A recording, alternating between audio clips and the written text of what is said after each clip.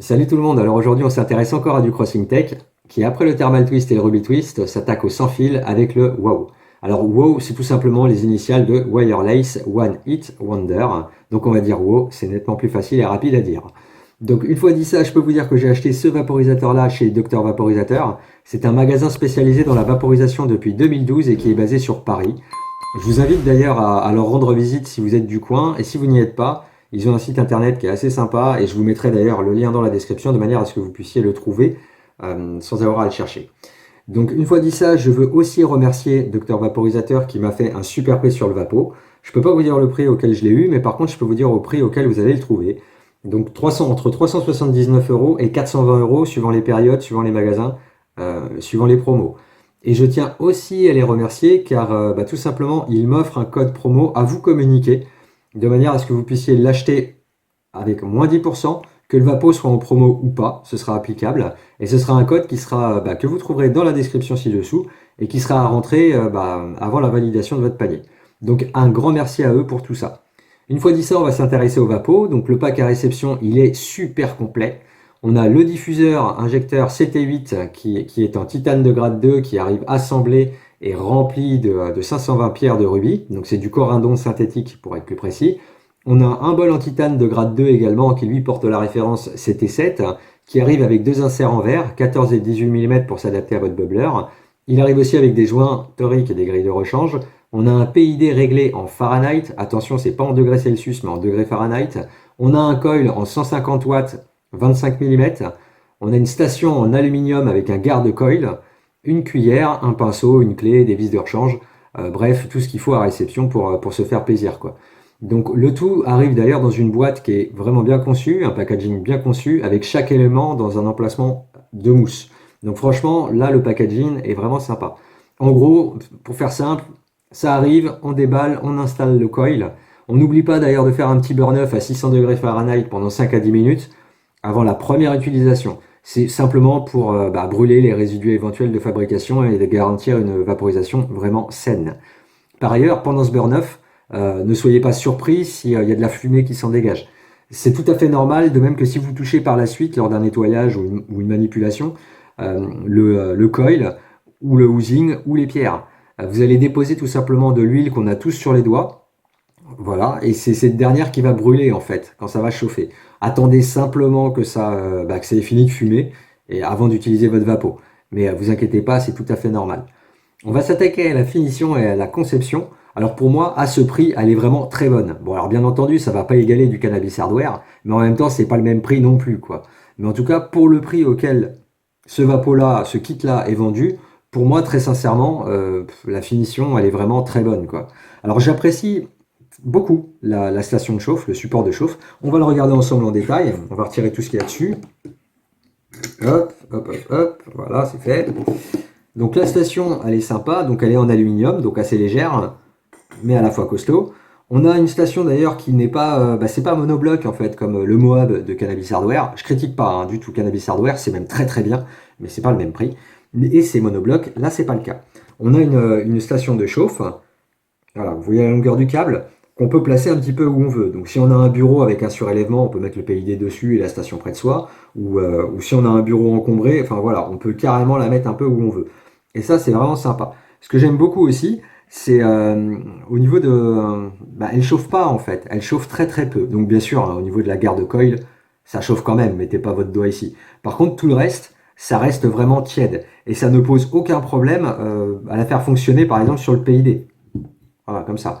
Euh, on va faire un petit exemple. Le week-end dernier, j'avais des amis à la maison. On est resté 5 bonnes heures autour de la table, vapeau allumé.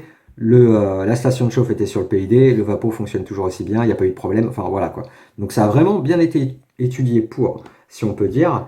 Vous avez des pieds antidérapants qui surélèvent là où c'est posé. Vous avez un trou ici qui permet de bien dissiper la chaleur, du moins d'éviter son transfert au support. Et vous avez aussi une grosse rainure ici. C'est limite une tranchée, hein, c'est même plus une rainure. Mais voilà, qui est faite aussi pour éviter le transfert de chaleur sur le bas. Donc ça, c'est vraiment bien. Et cette partie-là reste, on va dire, tiède. Voilà, vous vous brûlerez pas en fait en mettant les mains dessus ou sur le côté, même après des heures d'utilisation, quoi. C'est vraiment bien conçu. Après, vous avez la garde coil. Ça, j'aime beaucoup aussi parce que vous pouvez la retirer. Alors, bien sûr, ça protège hein, pour éviter de se brûler voilà, quand on pose l'injecteur ou le diffuseur dessus. Mais on peut la retirer. Et ça a un intérêt de la retirer. Donc, vous voyez là, c'est les deux petites vis qu'il y a à l'intérieur. Parce qu'une fois qu'on la retire, bien sûr, il faudra la surélever pour faire ça. Mais on peut y mettre un banger en 25 mm pour vaporiser ses concentrés. Attention, ça, c'est pas du 25 mm, c'est pas du tout adapté, mais c'est juste pour vous montrer un petit peu. Donc, on retire ça. Et hop, on pourra vaporiser ses concentrés avec. Donc pour ça, c'est vraiment pas mal parce qu'on n'est pas obligé d'acheter un deuxième vapo pour pouvoir vaporiser ses concentrés, ses fleurs et ses concentrés, quoi. Donc pour ça, c'est assez sympa. Donc on a cette option-là qui est quand même assez intéressante. Après, c'est vrai que le coil après est à nu. Il faudra faire attention de ne pas se cramer, quoi, tout simplement. Mais bon, en même temps, faut le vouloir hein, quand même. Hein. C'est quand même assez gros, assez visible. Rien qu'avec le housing, quand vous le posez dessus, c'est quand même assez éloigné hein, quand même, hein, quand on regarde la chose. Vous risquez pas trop de vous brûler, quoi. Donc la station, pour moi, est vraiment pas mal. Il y a aussi quelque chose qui est sympa, c'est tous les emplacements qu'on a dessus. Alors, on a du 18 mm, du 14 mm et du 10 mm. Dans le 10 mm, vous pouvez mettre le pinceau, voilà, vous pouvez mettre le pinceau, un pic ou peu importe. Vous pouvez aussi mettre un VapCap, hein, donc pas tous. Le VapCap B ne passe pas, par exemple, mais le VapCap M2019, le M2020 passe sans aucun souci. Et vous avez aussi le M+, qui passe sans aucun problème. Donc voilà, c'est ceux que j'ai pu tester et mettre dedans. Il y en a certainement d'autres qui vont dedans. Par contre, si c'est comme un Hydravong ou un Vong ou un Ti, là ça passera pas par contre. Voilà. Mais ça passera dans le 14. Au niveau des 18, bah, vous pouvez mettre tout simplement le housing, voilà, dessus. Puis dans les 14 ou 18, puisque le bol est fourni avec un insert de 14 et un insert de 18, vous pouvez les mettre dessus.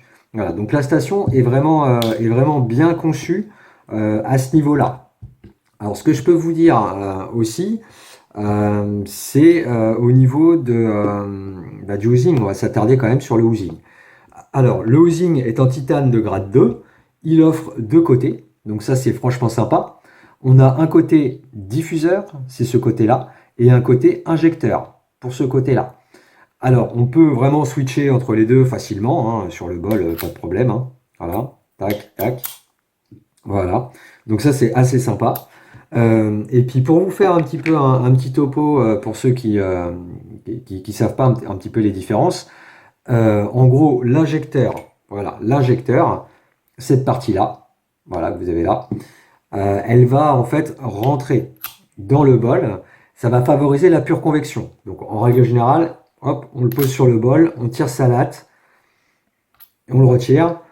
C'est aussi plus éloigné des fleurs, ça favorise, on va dire, la saveur, mais avec une extraction, on va dire, moins complète à chaque tirage, par rapport à un diffuseur, qui lui va rajouter, on va dire, de la conduction naturelle au niveau du bol. Il est souvent d'ailleurs vraiment déconseillé de laisser un injecteur en préchauffage dans un bol, que ce soit dans le métal et surtout dans un bol en verre, parce que vous pouvez avoir un phénomène de dilatation et les deux peuvent rester bloqués, un petit peu scellés, et vous allez avoir beaucoup de mal à les retirer. Donc méfiance avec ça, avec les injecteurs et le préchauffage. Le diffuseur, quant à lui, va se poser au-dessus en fait. Voilà, va se poser pas dedans, mais au-dessus du bol. Alors lui, il va favoriser le transfert de chaleur au bol. D'ailleurs, en général, on le laisse poser un petit peu avant de prendre sa latte, histoire de préchauffer le bol. On a une extraction qui est plus complète à chaque tirage. Aussi, l'arrivée de chaleur, la source de chaleur est aussi plus proche des fleurs. Et donc, ça permet une diffusion de chaleur qui est mieux répartie. Et les effets, et là je parle pour moi, se ressentent quand même plus puissants et un petit peu sédatifs, un petit peu plus sédatifs, on va dire, que le côté injecteur. Alors par contre, quoi qu'il en soit, il n'y en a pas un qui est meilleur que l'autre. C'est vraiment c'est plus une préférence et franchement ça reste une généralité parce qu'il n'y a rien qui empêche de poser un diffuseur et de tirer sans préchauffage du bol. De même si on met une fine couche de fleurs au fond du bol, ça sera pas plus proche que l'injecteur ou qu'un diffuseur. Vous voyez, c'est vraiment une généralité. Donc après, ça dépend vraiment de la préférence perso de chacun et de la manière dont on remplit le bol. Voilà, il y a plein de facteurs qui rentrent en compte. Mais c'est la généralité pour différencier un petit peu l'injecteur du diffuseur. Une fois que je vous ai dit ça, on va parler du temps de chauffe. Alors le temps de chauffe, il est raisonnablement long, on va dire, mais il n'y a rien d'anormal ici. Vous allez avoir une température qui va monter très rapidement au niveau du coil, au niveau du PID, pardon, ça va s'afficher très rapidement, mais ça va afficher la température du coil. Ça va pas afficher la température du housing, ni la température de vaporisation qui va arriver en fait dans le bol, de l'air chaud qui va arriver dans le bol. Donc c'est vraiment la température du coil. Et donc il faut bien comprendre que une fois que le coil est chaud, arrivé à température, il doit chauffer le housing et les pierres. Donc c'est pour ça que je dis que c'est raisonnablement long en fait. En gros, euh, en règle générale, pour vous donner une idée, ce que je vais faire, c'est que je vais tout simplement placer le housing dans le coil, allumer le vapeau, régler ma température. Ensuite, je vais grinder mes fleurs, je vais remplir le bol tranquillement. Et en règle générale, ça prend entre 5 à 6 minutes de manière à avoir vraiment une grosse première latte d'entrée de jeu. Maintenant, vous n'êtes pas obligé d'attendre 5-6 minutes. Ça, c'est ce que je fais moi parce que j'aime avoir mon gros nuage d'entrée de jeu. Mais on va dire que temps de chauffe, temps de préchauffe, 3 minutes, ça lui suffira en fait. Par contre, vous n'allez pas avoir une grosse production de vapeur, vous allez avoir une superbe saveur, mais il n'y aura pas une grosse production de vapeur comme pour les lattes qui vont suivre. En gros, plus vous pouvez attendre chauffage, préchauffage, plus vous pouvez attendre et mieux ce sera sur la première latte. Voilà, mais ça c'est pareil, c'est une préférence perso. Ce sera à vous de voir ce que vous préférez tout simplement en fait. Alors, il y a aussi un truc au niveau on va dire de la chauffe, parce que c'est plus vraiment le temps de chauffe ni le préchauffage. On va dire que le housing, il faut bien comprendre qu'à partir du moment où vous le sortez du coil, il va refroidir. Voilà, il n'y a plus la chauffe qui est autour.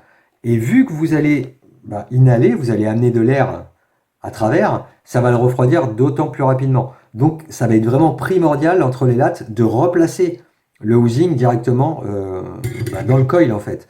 Alors toutes les deux lattes, toutes les deux ou trois lattes. En règle générale, je suis assez gourmand au niveau des lattes, je tire des grosses lattes, assez longues. En règle générale, j'en tire deux, rarement trois. Mais par contre, quelqu'un de peut-être un petit peu plus raisonnable que moi va peut-être pouvoir en tirer trois. Mais je doute qu'il puisse en tirer quatre. Ce n'est pas aussi performant en termes de rétention de chaleur que pourrait l'être un housing de chez Cannabis Hardware ou un TKO de chez O'Connell par exemple. Voilà, c'est quand même moins efficace à ce niveau-là, mais en même temps, c'est pas le même prix non plus. Vous prenez ce housing-là, vous le trouvez au détail d'ailleurs, vous pouvez le trouver au détail à 69 euros sans pierre. Un housing de chez Cannabis Hardware ou de chez TKO, de chez O'Connell, le TKO en l'occurrence, c'est 200 $. Voilà, donc on n'est vraiment pas dans la même, on va dire dans la même gamme de prix si je puis me permettre. Maintenant, ça fonctionne très bien, hein, voilà, ça fonctionne très bien, il n'y a pas de souci, mais ça retient moins bien la chaleur que les deux que je viens de vous citer. Alors, au niveau du grind et de la contenance du bol, c'est un peu comme on veut en fait. Alors par contre, le grind, il va falloir qu'il soit moyen à grossier, puisqu'on est quand même dans la convection, donc dans la pure convection, donc il faut vraiment que l'air puisse traverser les plantes pour créer la vapeur voilà, et avoir une bonne extraction. Ne faites pas quelque chose de fin et de tassé, ce sera contre-productif.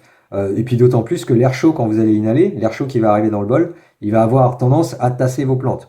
D'où l'intérêt de mélanger votre bol entre les lattes de manière à avoir vraiment une vaporisation homogène. Alors au niveau de la contenance du bol en titane en tout cas, parce qu'après je vais vous parler des autres bols, alors ça va dépendre un petit peu de ce que vous utilisez. Si vous utilisez par exemple le côté injecteur, donc ce côté-là, qui rentre dans le bol, forcément ça va prendre un peu de place. Donc je vous conseille voilà, de le mettre comme ça et de remplir votre bol en conséquence, en sachant qu'il vaut mieux laisser quelques millimètres quand même entre le bord de l'injecteur ou du diffuseur d'ailleurs et vos plantes. Laissez quand même de la place pour que l'air chaud puisse voilà, arriver, on va dire, sur l'intégralité de la surface du bol. Ça, c'est assez important. En gros, vous pouvez, on va dire, entre 0,2 et 0,3, c'est ce qui fonctionne le mieux pour moi et avec l'injecteur. Avec le diffuseur, vous pouvez monter pratiquement jusqu'en haut en laissant 2-3 mm voilà, avant le bord du bol, de manière justement à avoir cette diffusion de chaleur plus homogène et pas centrée au milieu. Mais c'est quand même bien efficace, c'est quand même bien large. Voilà, vous n'allez pas avoir trop de problèmes avec ça, mais laissez quand même un petit peu de place pour que la chaleur puisse se diffuser correctement en fait. Alors au niveau du tirage, alors c'est assez ouvert pour moi. Maintenant, il y a des personnes qui ont trouvé ça un petit peu serré en comparaison d'autres usines. Alors, si ça vous paraît un petit peu serré, vous pouvez tout à fait remplacer les pierres qu'il y a à l'intérieur par des billes. Ça pose aucun problème. Je vous conseille de rester sur du corindon synthétique, donc des billes de rubis, parce que c'est le plus efficace et au niveau rétention de chaleur. Et puis en même temps, c'est aussi accessible. Si vous prenez des billes en silicium, par exemple, ça va vous coûter très cher. Euh, Ça fonctionnera un petit peu mieux, mais pas exceptionnellement mieux non plus. Euh, Ça serait du cannabis hardware, je vous dirais peut-être pas la même chose. Là, rester sur du rubis, ça va vous coûter moins cher. Et donc, remplacez-les par des billes de 3 mm, voire 4 mm. Allez pas au-dessus, parce que 6 mm, j'ai essayé, c'est assez contre-productif. On a l'impression d'avaler beaucoup trop d'air.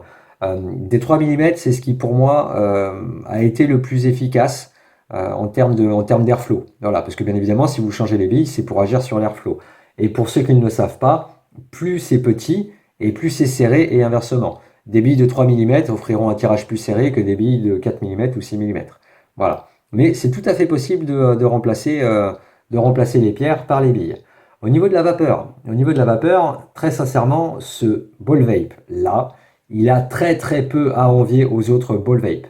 C'est savoureux, c'est dense, on a un contrôle facile du tirage en plus. J'entends par là que vous pouvez tout à fait tirer fort ou doucement. Ça va fonctionner vraiment très très bien. Sans oublier non plus qu'on est quand même dans la pure convection ici. Donc plus le tirage sera lent et plus la chaleur restera en contact avec les plantes et plus l'extraction sera forte et plus vous allez avoir une densité de vapeur qui sera importante et vice-versa. Maintenant, je vais vous dire très sincèrement, vous le mettez à 570 degrés Fahrenheit par exemple, vous tirez une latte rapide, fort, vous allez avoir quand même un gros nuage de vapeur. C'est pour ça que je trouve qu'il y a assez polyvalent ce Vapola en termes de réaction. On peut vraiment jouer avec sa vitesse de tirage. C'est vraiment sympa, quoi. Voilà, c'est pas le cas de tous, mais en tout cas, celui-ci est vraiment top pour ça. Alors au niveau de la saveur, si vous voulez un petit comparo, par rapport au Ruby Twist, qui est sa version filaire, c'est nettement un cran au-dessus. Voilà. Que ce soit au niveau de l'extraction, au niveau de la saveur, au niveau de la densité de vapeur, au niveau de tout, vous avez vraiment quelque chose vraiment d'un cran au-dessus. Si vous voulez une autre comparaison avec du cannabis hardware, par exemple le Moab, qui serait son concurrent direct, là on peut à la limite noter quelque chose au niveau du confort. Alors au niveau du confort, si à haute température, là je parle à haute température, donc comprenez par là entre 280 et 290 degrés Celsius, donc en gros 536 degrés, 554 degrés Fahrenheit, voilà pour vous donner la correspondance. Là effectivement, on peut sentir une différence au niveau du confort. Euh, le Crossing Tech, voilà, le WoW sera peut-être un petit peu plus agressif en gorge dans les hautes températures. Voilà. Mais sinon, on n'est pas obligé de monter déjà à ces températures-là. Et puis, ça marche très très bien en dessous d'ailleurs. J'aurais même tendance à dire que pour de bons résultats, vous pouvez tabler une plage comprise entre 500 degrés Fahrenheit et allez, 580, gros max. Voilà, gros max. Personnellement, moi je vaporise entre 500 et 570 degrés Fahrenheit. Le plus souvent, je suis à 555. Voilà, c'est parce que ça fait 555. Bon, ne me demandez pas pourquoi, mais c'est ce que j'ai trouvé de mieux, en tout cas pour mon usage. Mais certaines personnes, dont mes amis que j'ai parlé au début de cette vidéo, 520, c'est largement suffisant, quoi. Voilà, ça fonctionne très bien, hein. Ne vous fiez pas à son prix, ça fonctionne vraiment très bien. Voilà. Et puis bien sûr, pour le confort, ça va dépendre de la température utilisée et du bubbler que vous allez utiliser avec ou sans eau. Ça, voilà, là, il n'y a que vous qui pouvez savoir ce que vous allez utiliser. Mais en tout cas, pour le confort, c'est vraiment sympa. Il y a peu de choses à reprocher aussi à ce niveau-là. Au niveau de la compatibilité du housing et des bols. Alors ça, c'est super sympa. Parce qu'en fait, on a tout simplement un coil en 25 mm. Donc vous pouvez tout à fait mettre un autre housing. Vous n'êtes pas obligé d'utiliser celui-ci, par exemple. Vous pouvez utiliser celui de Cannabis Hardware, d'ailleurs, le Mercury ou le Vénus, voilà, si je dis pas de bêtises. Vous pouvez ici utiliser le housing du Ace de chez Vavana, le TKO de chez O'Connell, le Thio DW, Pro, je ne sais pas si je le dis bien, mais on va l'appeler comme ça, de chez BC2V, ça fonctionne, c'est en 25 mm. Il faut que votre housing soit en 25 mm. Et à partir du moment où il est en 25 mm, vous pouvez le mettre dans le coil. Vous avez la station, bon, le support, le coil, le PID, il ne vous manque plus qu'un housing. Donc vous êtes tout à fait libre d'avoir plusieurs housings avec cette station, sans être obligé d'acheter le pack Vapo à chaque fois complet qui coûte plusieurs centaines d'euros. Donc pour ça, c'est sympa. Au niveau de la compatibilité toujours du housing, et là on va parler du CT8, de cette pièce-là, avec les bols. Alors c'est assez sympa, vous avez donc le côté injecteur, voilà, qui rentre dedans, sans souci, le côté diffuseur qui rentre sur le dessus. Le côté diffuseur sera compatible uniquement avec les bols de chez Crossing Tech, il ne sera pas compatible par exemple avec du cannabis hardware. Ça va fonctionner, mais ce ne sera pas top, quoi, vous voyez. On peut le poser dessus, il faut rester bien droit, mais voilà, ça ne tient pas. Par contre, côté injecteur, il n'y a pas de problème, hein. D'ailleurs, le côté injecteur fonctionnera avec tous les bols en verre du marché, à partir du moment où ils sont en 18 mm. Vous prenez, que ce soit Karoma, Elevate, ceux qu'on trouve sur Ali aussi, ça va fonctionner, il n'y a pas de souci avec le côté injecteur. Voilà, par exemple, là j'ai le bol de chez Crossing Tech, du Ruby Twist. Voilà, ça va fonctionner, il n'y a pas de problème. Pas diffuseur, bien sûr, c'est pas prévu pour, mais voilà. Et il y a aussi un bol chez Crossing Tech qui est vraiment intéressant, et là je vous encourage, si vous achetez ce Vapo-là, le WoW, à l'acheter également, c'est le bol microdose. Parce que le bol microdose, vous avez, donc ça fonctionne avec des paniers, donc c'est vendu 16,50 €, hein, c'est pas si cher que ça, et vous avez 3 paniers de fournis. Et ce qui est sympa, c'est qu'on va retrouver, alors là c'est pour l'exemple, hein, parce que le Staroma Taroma 360 est clairement plus efficace. Mais on retrouve un petit peu ce principe-là. C'est-à-dire qu'on va se servir de l'injecteur pour, en fait, en diffuseur, quelque part, puisqu'il va arriver sur le dessus et qui va englober complètement la matière. Voilà, et là vous avez une expérience qui est un petit peu, qui est vraiment orientée un petit peu hybride en fait. Donc c'est assez sympa. Bien sûr, le panier, vous pouvez le descendre jusqu'en bas. Moi, je préfère le laisser plutôt vers le haut parce que comme ça, justement, ça englobe complètement la chose. Et donc, ça me permet vraiment voilà, une vaporisation vraiment un petit peu plus costaud, quoi, sur une microdose. Donc ça, c'est plutôt sympa. À noter aussi que chez Crossing Tech, on a un accessoire qui n'est pas encore disponible en France, mais qui va arriver, je pense. C'est la grille CT9. La grille CT9, ça va être une grille un peu panier que vous allez pouvoir placer un peu où vous voulez au niveau du bol. Donc ça, c'est assez sympa parce que vous allez pouvoir faire du microdosing, mais avec la surface de vaporisation du diffuseur, cette grande surface-là, et non pas cette petite surface-là. Donc ça peut être assez sympa de se faire du microdosing, mais avec une extraction vraiment puissante, quoi. Voilà. Donc ça, c'est un accessoire qui n'est pas encore dispo, mais qui devrait arriver incessamment sous peu. Ce sera vendu par 3, pas très très cher non plus. Donc c'est quelque chose que j'attends avec impatience. Alors, que je vous ai parlé d'un petit peu de tout. On va parler de la résine. Donc la résine, c'est très efficace. Voilà, c'est très efficace. Mais par contre, en attendant la grille CT9, et même avec la grille CT9, je vous conseille d'investir dans ce bol-là. Parce que c'est vraiment, vraiment très efficace avec la résine. Vous la placez dans le panier, et puis voilà quoi. Donc pour ça, c'est assez sympa sur la résine. Alors, au niveau de l'extraction pour moi, elle est vraiment très bonne. Elle est puissante et elle est polyvalente en fonction de la température. Ça réagit vraiment très très bien. Mais voilà, elle restera quand même un cran en dessous de Cannabis Hardware ou d'Oconnell et même de Vapvana. Ça, c'est clair. Maintenant, voilà, ne vous trompez pas, ne vous méprenez pas. Ça fonctionne très très bien. L'extraction est puissante et elle conviendra franchement à la plupart des vaporistes. Voilà, c'est juste histoire de faire une comparaison, de justifier peut-être un petit peu un prix un petit peu plus élevé ailleurs. Voilà, c'est un petit peu moins puissant en termes de rendu et d'extraction que les vapos que je vous ai cités, à l'instant, mais c'est pas le même prix non plus, quoi. Voilà, donc c'est aussi à prendre en considération. Mais en tout cas, c'est très efficace, surtout si on respecte ce fameux préchauffage dont je parlais en début de vidéo au niveau du temps de chauffe, hein, et en jouant aussi avec la température, la vitesse du tirage, voilà. Mais c'est franchement très très efficace. Pour une vaporisation et une extraction homogène, pensez à mélanger votre bol à toutes les lattes. Moi, c'est ce que je fais personnellement parce que j'aime bien et puis ça me permet d'avoir une saveur qui dure et qui est vraiment identique presque identique à chaque latte. parce que bien évidemment la saveur, hein, quel que soit le Vapo de toute manière, après la première latte, ça commence à décliner, mais en tout cas, on la garde assez longtemps avec ce Vapo-là. Il est vraiment très très bon au niveau de la saveur. Et puis, bah, si vous voulez pas le faire à toutes les lattes, faites-le au moins toutes les 2 lattes. Voilà, c'est vraiment ce que je vous conseille. Alors, on va passer un petit peu sur le nettoyage, parce que le nettoyage va être très très rapide. Alors, le nettoyage, c'est simple. Le nettoyage, bah, si vous avez un bol en verre, il vous suffit simplement, c'est une grille en inox, il vous suffit simplement bah, de tremper ça dans l'alcool iso, de bien le rincer à l'eau et ensuite de le sécher, et c'est comme neuf. Pour le bol en titane, c'est exactement pareil, parce que le bol en titane, vous avez aussi une grille en inox à l'intérieur. Donc vous dévissez tout simplement le manche. Voilà, tac. Soit vous, s'il n'est pas trop sale, vous le trempez comme ça directement dans l'alcool iso, vous le rincez à l'eau, vous le séchez et il sera comme neuf. Si jamais il est un petit peu encrassé en dessous, euh, hop, où est le, voilà, il est là. Donc si jamais il est un petit peu encrassé, parce que vous voyez, il y a un rebord, donc il peut s'encrasser ici à la longue. Donc dans ces cas-là, bah, ce que je vous conseille de faire, c'est si vous voulez pas vous prendre la tête, bah, soit vous vous servez du pinceau, vous faites sauter la grille, voilà, en le passant comme ça. Faites sauter la grille, comme ça vous allez avoir accès avec une lingette pour essuyer la partie qui sera encrassée. Ou alors, bah, tout simple, hein, vous retirez cet insert-là.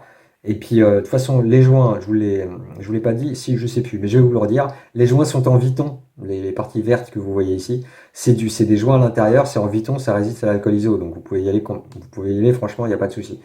Et donc, si jamais c'est trop encrassé, bah, vous le retirez, vous le laissez tremper dans l'alcool iso. Puis pareil, vous le rincez, vous le séchez, et il n'y a pas de difficulté particulière au niveau du nettoyage.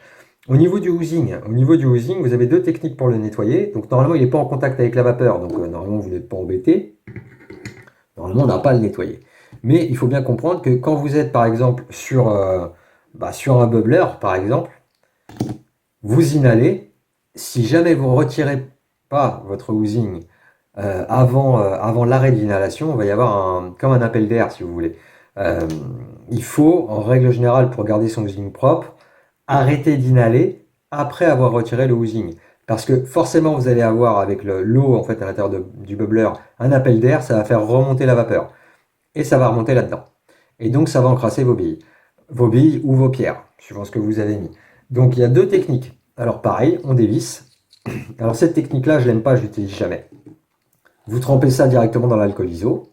Vous le rincez bien sous le robinet et bien fort. Puis ensuite, vous prenez un sèche-cheveux que vous allez placer vers cette partie-là pour sécher l'ensemble. Voilà. Je vous déconseille cette technique-là. Moi, ce que je vous conseille de faire, c'est de vous le démonter comme ça. Ici, vous avez une rainure, ça se dévisse, hein. Donc, hop, vous dévissez, les pierres vont tomber ou les billes vont tomber. Prenez un récipient, genre un tupperware, histoire de ne pas courir après les pierres ou les billes sur votre bureau ou par terre si jamais ça tombe. Donc, pensez bien à ça, parce que ça m'est arrivé, c'est un peu galère. Et puis, une fois que vous avez fait ça, bah, vous trempez les pierres ou les billes dans l'alcool iso. Loosing, pareil. Et puis après, c'est nettement plus simple à sécher. Bon, bien sûr, vous rincez toujours à l'eau, vous séchez, et c'est nettement plus simple. Et ensuite, vous remontez le tout, et c'est comme neuf. Voilà. Il n'y a pas de difficulté particulière sur le nettoyage. Alors après, ce que je peux vous dire aussi, c'est ce qui me plaît pas. Alors ce qui me plaît pas, déjà, vous allez voir, c'est assez... alors c'est pas rédhibitoire du tout. Alors ce qui me plaît pas déjà, c'est les manches. Les manches, c'est un petit peu du bois style Ikea, quoi, vernis style Ikea. J'ai rien contre Ikea, mais bon, c'est un peu moyen pour un Vapo qui coûte entre 380 et 420 euros. J'aurais préféré quelque chose de plus sympa, mais on peut les changer et pour pas grand chose. Vous avez Eds TNT qui est un artisan américain qui fabrique justement des accessoires pour Vapo, mais ce qu'il faut dire aussi, c'est qu'il fabrique le WoodSense, hein. À la base, c'est pas un fabricant d'accessoires, c'est un fabricant de Vapo. C'est un ébéniste qui fabrique le WoodSense depuis 18 ans. Donc c'est quelqu'un qui a quand même de l'expérience en la matière. Et il fabrique beaucoup d'accessoires. Il fabrique des manches pour Crossing Tech et aussi pour Cannabis Hardware. Quand vous voyez un manche en bois sur du Cannabis Hardware, c'est du Eds TNT. Voilà, pour vous donner un petit peu la référence de l'artisan. On n'est vraiment pas chez un débutant, quoi. Voilà, donc vous pouvez retrouver ces manches-là sur son site. Je vous mettrai le lien dans la description. Que ce soit pour le bol ou pour le housing, ça coûte moins de 30 $. Voilà, donc c'est pas très très cher. J'espère qu'on les trouvera en France aussi, ça serait cool. Mais en tout cas, voilà, on peut les commander sur son site. Là-dessus, il n'y a pas de souci, ça se fait très vite. Voilà, donc ça c'est le petit défaut, on va dire entre guillemets, esthétique que j'ai trouvé. Ensuite, ce que j'ai pas trop aimé, c'est la station de chauffe. Les espacements sont trop proches l'un de l'autre. Donc si je veux mettre par exemple le housing et le bol à côté, bah, je peux pas en fait. Voilà. Parce que, bah, vous voyez, ça passe pas. Donc je suis obligé de faire ça. Et quand je fais ça, bah, je bouffe au moins un emplacement, voire deux, suivant ce que je mets. Suivant ce que je compte mettre à côté. Voilà. Mais bon, c'est pareil. Ça, c'est un petit détail, c'est pas rédhibitoire. Et puis franchement, il y a de la place, quoi. Enfin, là, j'avais trois bols, le pinceau, la cuillère, le housing. Voilà. On peut clairement s'en arranger. C'est vraiment histoire de chercher la petite bête. Là où il y a un point qui n'est pas rédhibitoire, mais qui me gêne un peu plus, c'est au niveau de la chauffe. C'est-à-dire que quand je place le housing dedans, vous voyez que c'est vers le haut en fait. Ça, quelque part, ça pose pas vraiment de souci. Mais ce qui me pose de souci, le souci, c'est justement au niveau du transfert de chaleur. Parce que vous voyez, les pierres, en fait, elles montent jusque là, en fait. Et enfin, voilà, jusque là, jusqu'à ce rebord-là. Et ce rebord-là, bah, il est très loin, en fait, du coil. Donc ça me gêne un petit peu parce que cette partie-là, bah, c'est ce qui explique un petit peu le préchauffage, le temps de chauffe un peu plus long. C'est-à-dire qu'il va falloir que ça chauffe, mais avec un transfert de chaleur de la partie qui est dans le coil. Et donc c'est un petit peu plus long. C'est pas rédhibitoire. Voilà, c'est du titane, ça va chauffer vite, mais ça va chauffer moins vite que si bah, le housing était complètement dans le coil. J'aurais préféré que le coil monte jusque là, qu'il y ait peut-être un tour ou deux en plus sur le coil, par exemple, ou alors que le manche soit peut-être placé ailleurs. Voilà. Mais voilà, c'est les seules choses qui m'ont un petit peu déplu sur ce Vapo. Donc c'est vraiment pas rédhibitoire du tout. Donc pour conclure dans l'ensemble, je suis super satisfait de ce Wireless One Hit Wonder de chez Crossing Tech. Je regrette absolument pas mon achat et je pourrais le recommander franchement à n'importe quel vaporiste qui rechercherait un système sans fil, prêt à l'emploi. Voilà. Même si avec un peu de temps et de recherche, on pourrait trouver moins cher. Voilà, on peut se faire un kit sur Ali, etc. Mais là, ça arrive complet, il y a la station, il y a tout ce qu'il faut, il y a le support, enfin, on a vraiment tout ce qu'il faut des réceptions. Sans prise de tête à assembler, à chercher les trucs compatibles et tout. Enfin voilà, là, on a tout à réception. Donc quelque part, je trouve ça assez, on va dire, bon marché, voilà, dans le contexte actuel au niveau des prix des vapos dans la vapo, actuellement. C'est quand même assez cher, on va pas se mentir, mais c'est tout à fait raisonnable par rapport à la concurrence qu'on peut trouver sur le marché à ce vapo-là. D'autant plus que une fois que vous avez acheté ce vapo, vous pouvez acheter un autre housing et le mettre dedans pour varier votre expérience. Et un autre housing d'une autre marque. Donc pour ça, c'est assez sympa aussi. Je le recommanderais aussi à un vaporiste le confirmé, hein, ça, il n'y a pas de problème. Et franchement, de mon côté, bon, je vais être franc, j'ai tendance à préférer un petit peu le système filaire. Déjà parce que je suis très habitué à ça, j'utilise ça depuis des années, mais et puis aussi parce qu'on a une chauffe constante autour du housing. C'est-à-dire que je suis un peu tête en l'air, moi. Donc je vais prendre ma latte et puis je vais rester comme ça. Voilà, le temps d'encaisser la latte ou le temps enfin, d'attendre un petit peu avant de prendre la prochaine. Et donc j'ai tendance à rester comme ça. Et donc bah, ça refroidit et quand je remets dessus, bah, j'ai pas on va dire la puissance, l'extraction bah, que je souhaite en fait. Mais voilà, c'est parce que je suis tête en l'air. Et si je pense à remettre le housing à chaque fois dedans, il n'y a pas de problème quoi. Pour la résine, je préfère aussi le filaire du fait de cette chauffe constante parce que je peux réellement jouer sur le préchauffage. Je peux vraiment laisser le housing sur le bol pendant un bon moment avant de tirer ma latte. Voilà, donc si vous êtes adepte du préchauffage, le filaire, c'est peut-être pas mal. Voilà. Maintenant, ça, c'est super pratique. Vous avez un bureau un peu encombré, ah, vous n'avez pas de câble, vous traînez pas de câble avec vous, ou alors vous êtes dans votre salon, vous avez ça sur votre table basse, hop, tac, vous faites chauffer, vous mettez au fond du canapé, vous tirez votre latte, vous remettez ça dedans. Enfin voilà, il y a vraiment on va dire un avantage au niveau du confort de l'utilisation à utiliser du sans fil. Voilà. Mais tout ce que là, je viens de vous dire là, ce dernier point, c'est vraiment une préférence personnelle, une préférence d'utilisation, et puis aussi un petit peu au niveau du budget, parce que le Ruby Twist est quand même moins cher que le WoW. Donc après, ça sera à vous voilà, de peser le pour, le contre, est-ce que c'est nécessaire ou pas, quoi. Mais en tout cas, c'est un très bon vapo que je peux recommander à n'importe quel vaporiste, très sincèrement. Voilà, donc là, je pense que pour le coup, bah, on a fait le tour. Et puis bah, je vous dis, bah, quant à moi, à une prochaine vidéo bah, sur un prochain vapo. Bonne vape à vous. Ciao.